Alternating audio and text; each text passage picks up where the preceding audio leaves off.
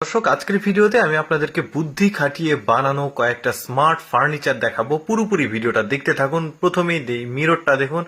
মেয়েটার ঘরে প্রবেশ করতেই মিররটা বেশ চমৎকার ছিল। তারপরে এখানে বসে জুতা খোলা যায়, এই জায়গাটাও বেশ চমৎকার। তারপরে একটু সামনে গিয়ে দেখবেন এখানে একটা টুল রয়েছে, বসার টুল, মানে মাল্টিপল টুল দেখতে পাচ্ছেন, একের মধ্যে চার।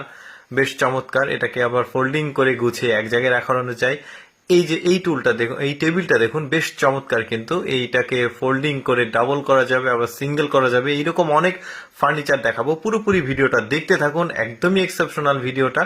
এইটা হচ্ছে মেবি স্টোরেজ রাখা কোনো কাপড় চোপড় বা কোনো কিছু, এটাকে পার্ট পার্ট করে রাখা যায়। বেশ স্মার্ট বলা যায় এটাকে, বেশ চমৎকার। এইরকম এরপরে এই চেয়ারটা দেখুন, ধরুন আপনাকে একটু উপরে উঠতে হবে, ঘর মানে উপরে কিছু ময়লা পরিষ্কার করতে, এই ধরনের কিন্তু আপনি এই চেয়ারটা ব্যবহার করতে পারবেন।